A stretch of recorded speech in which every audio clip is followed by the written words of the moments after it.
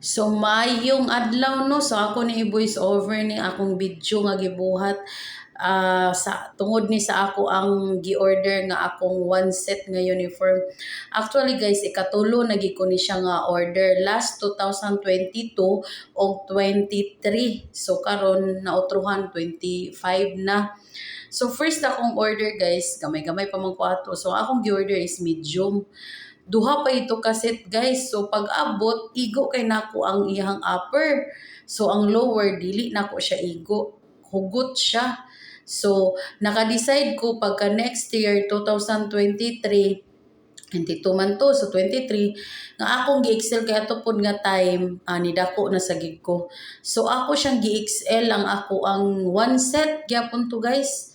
Akong gi-XL kay kana ang nidako lagi ko.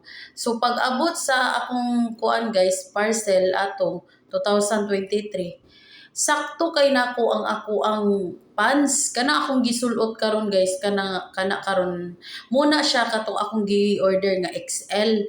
Ang size ato guys is 36. So ang ayang upper ato is XL gyapon. So grabe ka kuan guys, luag, grabe gid ka luag kanang mura bitaw og taw-taw humayan ato nga time. So kay naka-decide lagi ko nga kanang luag man kay siya kung akong i-XL ang lower niya, i-XL pod ang upper. So karon guys, nag-order ko.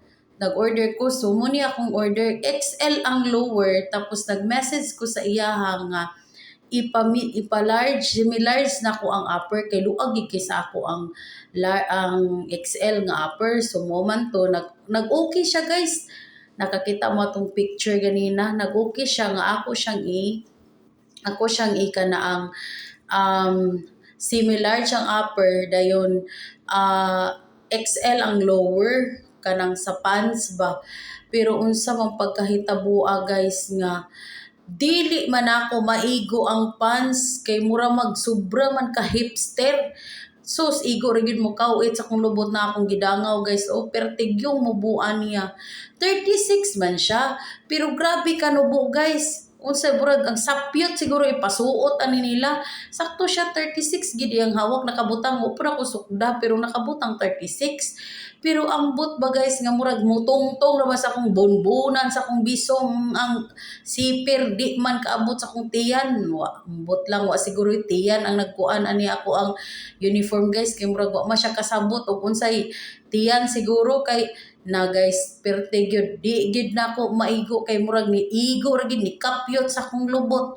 So moto guys ako na lang yung paulian. So salamat kayo Sir Jopel kay nadiritso siya, naulian siya diritso ba kay naadayoy ni gamit. So salamat kayo og mura to guys. Bye bye.